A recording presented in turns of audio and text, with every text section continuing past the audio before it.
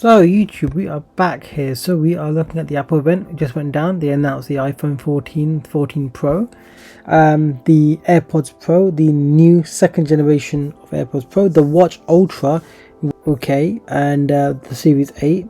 Series 8 looks like a downgrade, like an SE design from the Ultra. So I mean, most people are going to be going for the Ultra, but then saying that is a value series, which is the SE. So you've got the SE, you've got the Series 8, and then you've got the, so essentially like the iPhone. So you've got the iPhone, you've got the Pro, then you've got the Pro Max or the Watch Ultra. So they've got that lineup going on.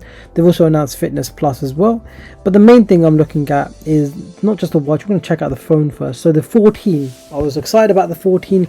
I've held off. I've not got a 13. I'm in fact still using the 11 Pro Max. I had a 12, got rid of the 12, got a 13, got rid of the 13, and I stuck with my Pro Max because my Pro Max, my 11 Pro Max had 512 the storage, and those base models just weren't capping it, and it's way too much money. Anyway, this is the whole takeaway from this thing, because I was hoping that this guy is the 14 Pro and the Pro Max are going to be introducing Apple Silicon like as an M1 into the lineup. So you've got the colors, you've got deep purple, which is a new color, gold, silver, and space black. Most people will be going for things like deep purple purely to distinguish themselves having an iPhone 14, so having that unique color, not going for the standardized colors. But knowing me, I'm going to still go for space black. I kind of need to upgrade. My battery is to a point where it's going to be needs servicing soon as well, and to be honest, my phone has had little issues where it's been crashing here and there, so I think it's time to give up the guys. I've been riding this thing way too long. Anyway, so but the good thing is you've got the ceramic shield. It's tougher than any smartphone glass. So you've got this new ceramic shield. It's designed for durability, surgical against steel. So blah blah blah. That's just great about that. They've introduced something called Dynamic Island. So this is the new thing they've got up here, which is the little island they've got, which is where it's housing your front camera, little notifications, things you can just like bubbles you can just pop up, rather than having to open the entire screen to save the battery life. You know, you've got always on display, always ready. So again, if you're not using the phone, it's going to basically have a glance, so basically like a dim screen. Again, I'm always dimming my screen. I've got my screen all down to the lowest brightness to conserve battery life, but this does it for you. And when you put your phone away, it does sort of go dark as well to save battery life. So there's more emphasis on saving battery life. You got the iOS 16, more widgets, more customization sort of stuff as well that you already had in Android, but now it's been polished and made fresh for Apple. Nice to know that.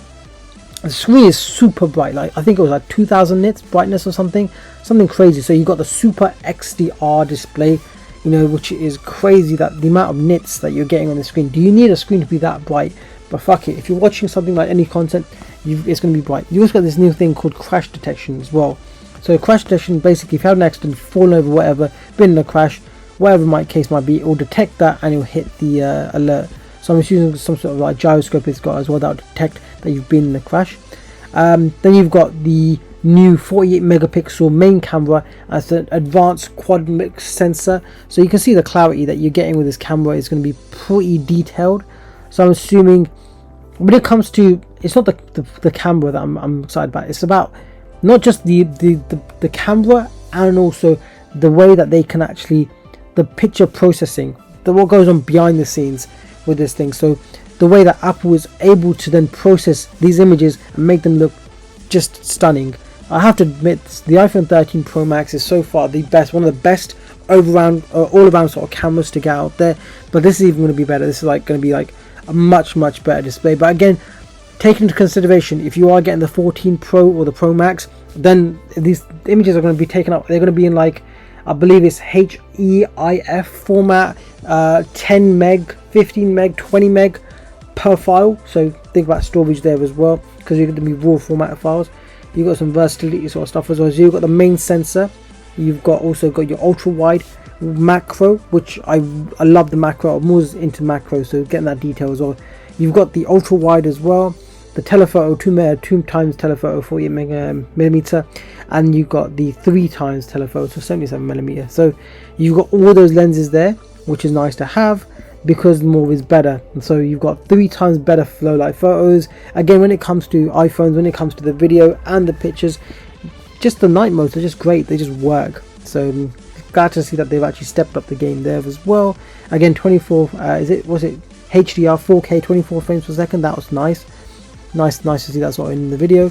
So if you're on the, so you've also got the way they've emphasized again on video and how it's just going to be like great for doing those sort of overall things, taking video. It's not going to be basically shaking. It's going to have that special sort of performance. As you can see, this is the entire specs. So up to 40 megapixel. That's the main sensor. The 40 megapixel with 24 millimeter, 40 millimeter, the quad pair sensor, all the sort of the f points, 100% focal picture, 7mm lens, whatever the mic case may be. You've got the low light sort of stuff as well, and the ultra wide with the macros and stuff as well. So that's all the cameras, everything that's there as well. That's nice to see all that. So they are not gonna have the Apple M1 chips. I was hoping, I was like 14. I want them to have M1 in a phone, but it's not gonna happen. So instead we've got the A16, which is nice. It's faster. I believe it's able to drive more power without taking up more battery life. So yes, it is. So yeah, you get the 14 still delivers amazing all-day life. So you get up to 29 hours of video playback. Again, that's tested and certain conditions and stuff as well. Up to 23 hours of video playback as well, and the MagSafe as well while it's charging. You can have a look at the other sort of stuff as well about privacy as well, the Apple plan, all that sort of stuff as well. But it's nice to see that it's basically the same phone but just stepped up. I would have thought they would have maybe mixed up the design just a bit, but I mean, they're not doing big drastic change like they did from the 11 to the 12, but I mean, it's like subtle changes from the 13 to the 14, so not a huge changes. I mean, you can have a look quickly at the 14 as well and have a look, see what's going on here, learn more about the 14. So yeah, 14 bigger and bigger. So yeah, you've got the 14 and the 14 plus. Apparently you've got two different sizes here. So you've got the 6.1 inch display and you've got a 6.7 inch display.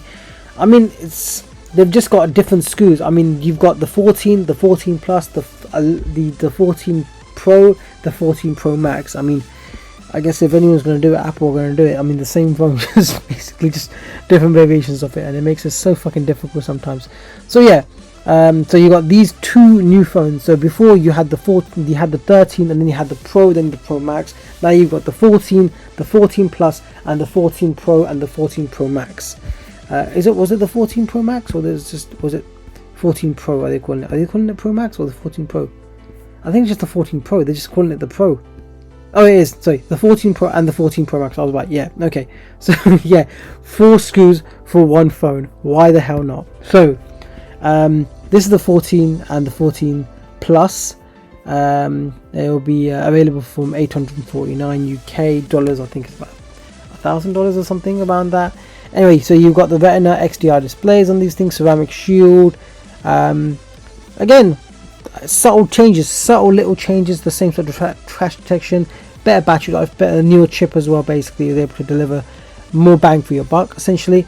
So that's literally what you're getting with this entire thing. So yeah, so this is using the A15, not the A16. I like the Pro models, but yeah, that was the iPhones. So we are now checking over what I was sort of looking at was the Apple Watch Ultra. Now I don't really care too much about the AirPods Pro. I've got AirPods Pro, I've got second gens of original AirPods, I've got third gens, I've got the flipping the oversized fucking AirPods Max, which pissed me off a lot of times because every time I switch to another phone, it always fucking wants to switch to a different phone, doesn't it? It just wants to stay on my fucking laptop. But yeah, I'm going to it. So the Watch Ultra. So this is basically a Garmin, essentially. Like if you're someone who's out there who wants to get a Garmin fitness watch, this is the Garmin version of their watch. So basically something that's going to be a bit more rugged, a bit more for some people that want to do this whole sports terrain sort of stuff as well. More battery life. The main thing that's attracting me to this watch purely was having something with more battery life, because I sometimes forget to charge my watch and my watch is completely dead. I'm like, fuck, should I charge my watch?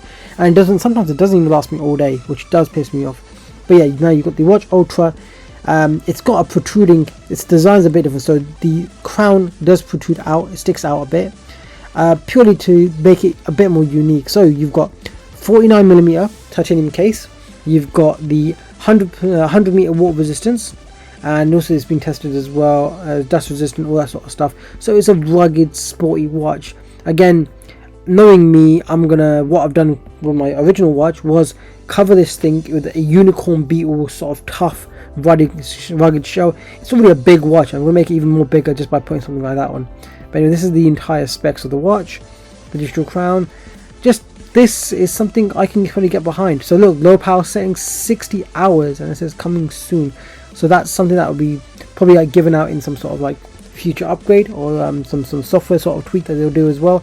Comes with this little different bands, the Alpine loop band, the trail loop, and the ocean band. I hate them all. They just look tacky. I'm sorry, it just does. Sometimes you just want to change up the strap and you make it a bit more, maybe suits a different purpose. The accents are a bit different. So you've got a little orange accent here, an orange accent here. I'm not a big fan. Again, I'm going to be, if I get this watch, I'm going to try and look for a case that's going to be covering all this up, make it like black and red, that go for that fucking that gamer look. So yeah, this is all it. This is what it's coming up to be. Yeah, but so from what I can see, it's good because it does a lot more. I mean, I'm not sure if it's showing the specs here of what it's doing, but yeah, it was mainly the battery life and the added features that it does as well. How bright it is, enabled the way that it's just more durable as a watch. I mean, my watch is pretty durable as well. More sort of compass. Let's have a look. What other sort of features I forget. So you got these sort of things as well. How it's able to endure certain temperatures. I don't think I would be putting myself in this sort of situation. Groundbreaking even at sea. So yeah, ideal if you're going to be deep water diving. I mean, really going with your watch at 100 meters. Is it really safe? But whatever. Fully compared dive computer. So that's basically it. This is it. So you've got some powerful health features. So you got the sleep tracking, the ECG for your heartbeat, the temperature sensing sort of stuff, the heart health notification, blood oxygen sort of stuff. So if you are into your fitness, you can go for that as well. It's also got some crash detection sort of stuff, fall detection, emergency SOS, call and text. Again, 18 hours out of 4G LTE, music, maps, App Store, Siri, Apple Pay, all that good stuff. But that's basically it. So that's the watch. I do want to get myself my new phone and my new watch. Prices are going to be a bit steep, so you're looking at paying $849 for this. But saying that as well, it's a watch that I'll be wearing every single day. I think I can justify spending a bit more. And again, having a watch Ultra as well is just something I want to have on my wrist every single day. And if I'm going to have an expensive watch on my wrist every single day, it better fucking do everything I want. And hopefully it does. For me, this main selling point is having a bigger screen and also having the bigger battery life as well, and being pretty resistant to all this other stuff as well. So yeah, as a comparison, you've got all this sort of stuff here as well. It's 49mm, so it is the big boy of all these. That has the highest nits, has 2000 nits of brightness, has all the blood oxygen sort of stuff as well, all this sort of stuff. You don't get that on the SE. The SE does sort of lack in terms of what it does there. Temperature sensing, emergency SOS, etc. I mean, it's mainly just the key selling points is just as bigger and badder. So that's the Watch Ultra. So I will be thinking about the options, and I'll probably be most likely getting myself the Watch Ultra at some point. I may not get it straight away. I may just hold off until I find the right price. Maybe someone just trades in a used one to me or something, or yeah, because I don't mind as long as it's in decent condition. If not in decent condition, a used one will be fair enough. But then I need to get a phone at some point as well. So this is the 14. Pre-orders do begin from 1 PM on 9th of the 9th. Available from the 16th of September. Prices start from for the Pro £1,099, for the Pro Max £1,199. I will be going for the bigger bad boy, so the 14 Pro Max. But let's just have a look. How much is this going to cost me? Wow. So I currently have a 512 model. I would want to go for a terabyte, but you are paying this steep price of £1,749 for this phone. You have to justify spending this phone, but again, it's basically something you're gonna use every single day for the rest of your year, 2 years, 3 years, even 4 years probably, and it's gonna be your daily driver. So that's the thing. Do you opt in? You can't go for small stuff. Something like a power user like me, taking photographs, using it every single day. That's just not enough. 128 is not enough. 256. maybe 512 will be ideal, and 1TB is just cream on the top, but it's a lot of money. Otherwise you can get it on finance for £72.87 per month. I'm assuming that's on a 24-month plan. But yeah, it's a lot of money that you're spending out. And if you compare this, I mean, look at this thing. People are still going to buy it, don't get me wrong, people are going to buy it, but then if it was better going on a contract. But then if you're getting a contract on a 1TB model as well, how much are they going to be fisting you? How much are they going to fist you on this thing? But yeah, I do want it. It's an A16 chip, it's a new phone. I kind of need a new phone at this stage as well.